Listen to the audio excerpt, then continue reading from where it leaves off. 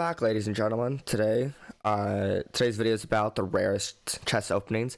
Now, these are the openings that you're the least likely to ever see played against you, unless you're playing a total newbie. Now, some of these openings actually have some theory to them. It's not just you play this move and you start playing normal chess again. No, there's a little bit of theory to it, but the majority of it is just crap. So I played 5 games with 5 different openings. I tried picking more fun openings and not necessarily the very, very rarest. Chances are you're not going to see these openings in real chess anyway, so let's get into the first game. So the first game was against Elperdedor 0-0-0-0-0. Getting lost in the zeros 2. And I played the Barnes opening, which is characterized by the move F3. Now, if he plays E4 immediately after you play F3, you cannot play G6. If you play G6, that's just checkmate. And also, G6 doesn't really take control. It just expands on the king side, which means you weaken your king if you decide to castle king side, which means you probably want to castle long. So, instead, I play E3. Now, up until about this point, I was in prep. I had previously gone through some of the most possible responses from black that I would face and played against him and found the best options for me. Now, this worked for, I think, most of my games, but some of my games did not work out at all, and I ended up just having to play chess. Developed. I end up taking.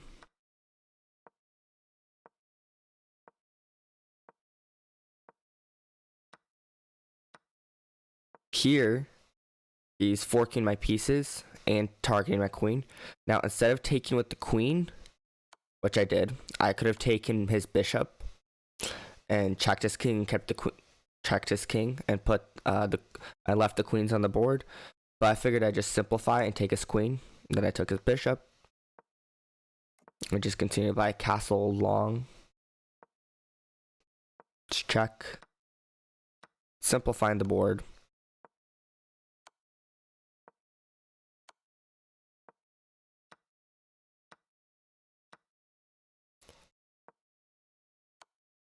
Now here, instead of this move here, G3, I should have played knight takes C5. Far better move, just a free pawn. He can't really do anything about it. But instead, I decided I want to kick the king out and play G3 instead. And here he's trying to infiltrate my position with his king, which I would not recommend. And this ends up failing for him as he gets locked in a corner with his own pawns and checkmated. This is the second game against Tanyushka 542. I started off with the Bongcloud and probably recognize this from Gotham Chess's video about it. And he played it immediately from the beginning. I was a bit out of prep. So I had originally played where my opponent plays E5 instead of D5. So I just pre-moved going to E4 with my pawn. And this kind of caught me unawares when he did that. But I just continued to play and he took my pawn, took back,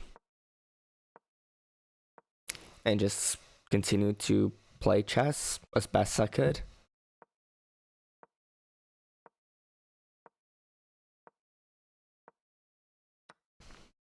We trade off some pieces. So far, I'm slightly better, which is very good considering I played my king on the second move. But here, there was a move that I should have played. So he ends up forking my king and my bishop. Now here, I should have taken the knight with my bishop. Now, this was a 5-minute game, and I was trying to play extremely fast. And I end up completely missing that. and he just takes a free knight and gets me into another fork of my king and my bishop. But instead I just take him. And here I'm trying to, if he didn't move right here, I would have just went and checkmated him. So I'm trying to dislodge this knight from being on the g6 square. And he tries trading queens, and I say, no, I am not doing that. I'm going to trade my own terms, my own dollar. I'm going to do what I want in that particular action as well.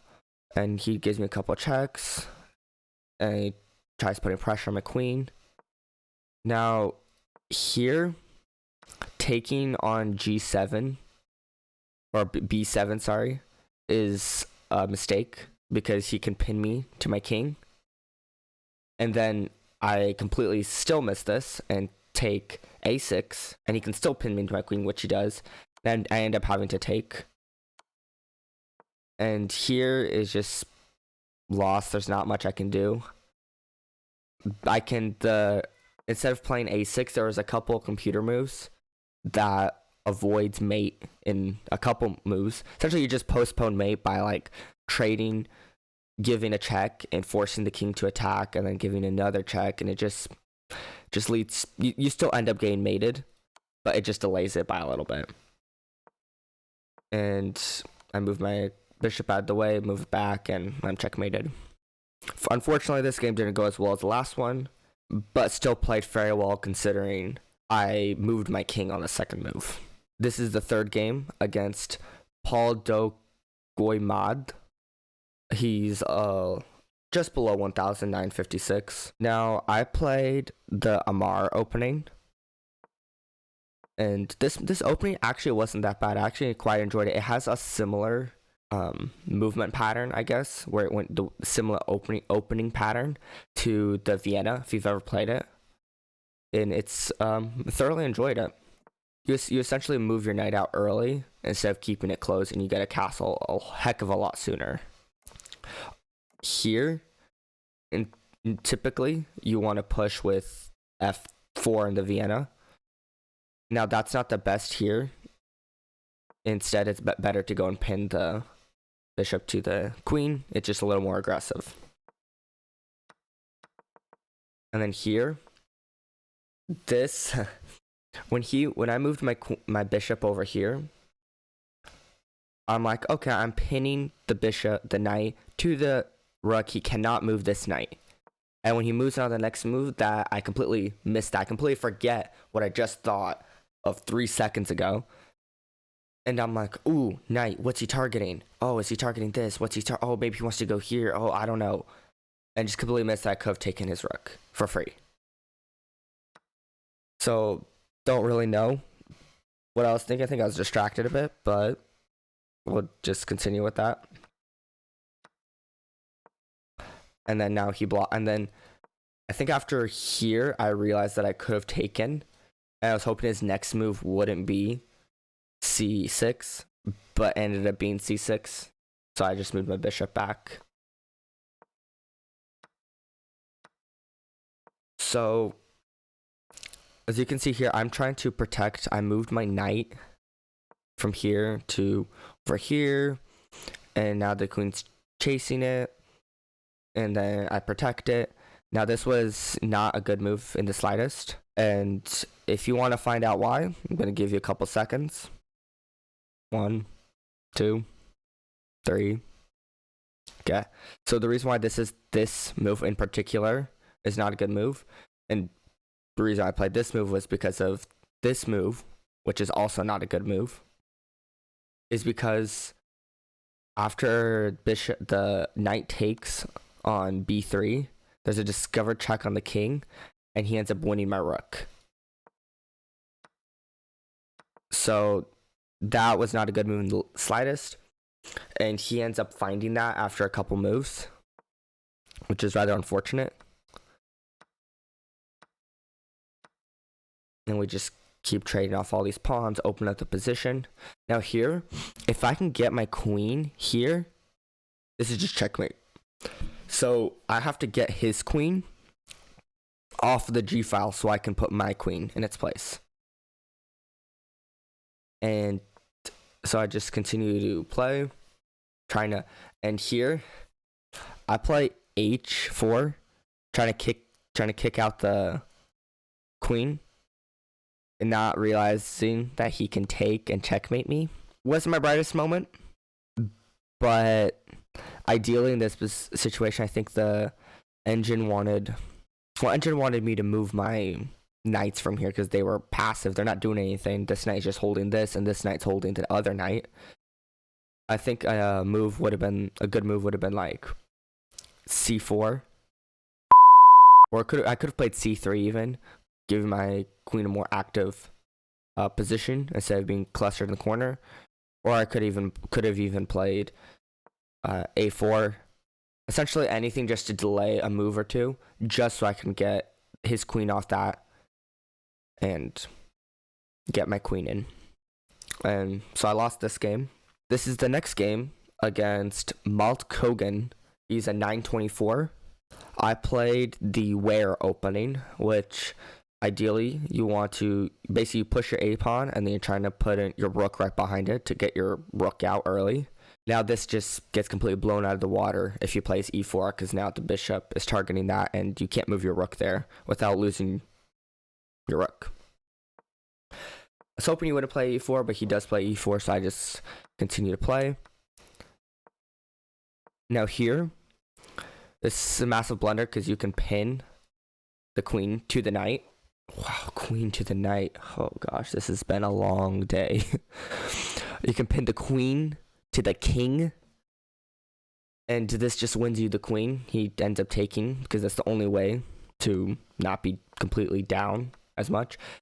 And then his very next move, he plays bishop out to g4, which is also an absolutely terrible move because he completely misses that I can fork his pieces here. So I end up forking his pieces, getting a free rook. He just decides, okay, I'm just going to go full send. Here I should have not played d3. I kind of got like, oh wait, I'm going to lose this knight regardless. I'm just going to target this pawn. Bad idea. Should have played h3. It's a lot better move. If he takes my knight, I take his bishop. And then if he takes here, I can take here. And my king isn't super safe, but it's a lot safer than this king. But nope, don't play that. And instead just play d3. Takes, opens up my king a bit. I move my king to safety. Pin the knight to the king. He attacks my bishop. Take the knight. Put him in check. Check.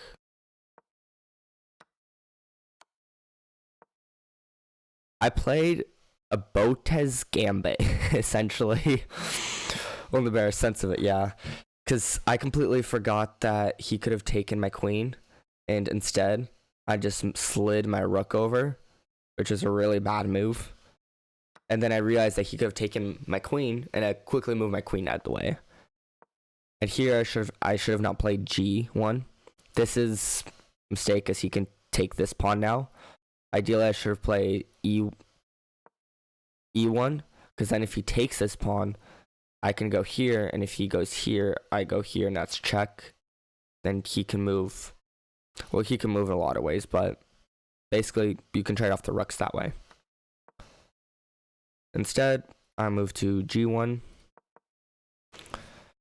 and end up trying to trade off my rook for a bishop, which is an absolutely terrible trade.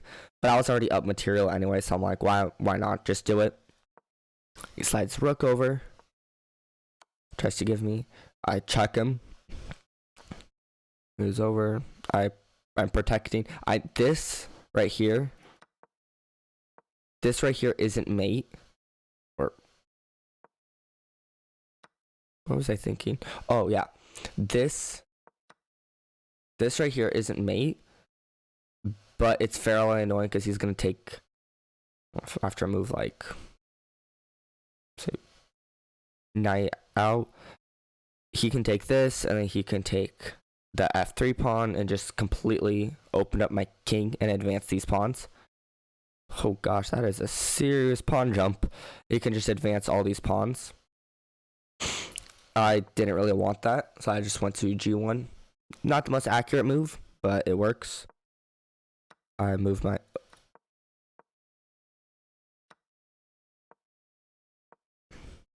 Play some chess. Oh, and he misses that I have mate in 1 and just goes full send for my king.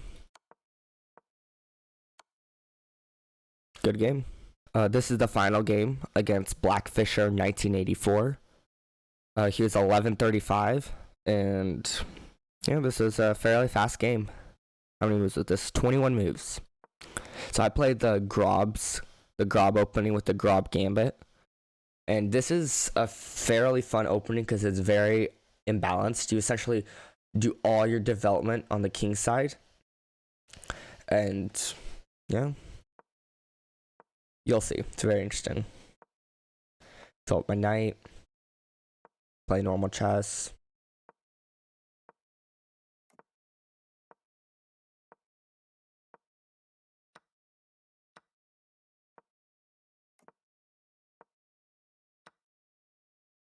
Now, oh, I missed here. Oh, here. I should have played after he plays bishop to e6. I played instead knight to g3, which is a bad move because he can just take this pawn, even though it is protected by my queen. It's the computer thinks it's a bad move, not playing this. But I mean, in the moment, you know, I mean, doing this is a very computer-like move. You're not 1100 isn't gonna see that if he takes this, he's gonna be slightly better. I mean, so he ends up not and just takes my knight instead.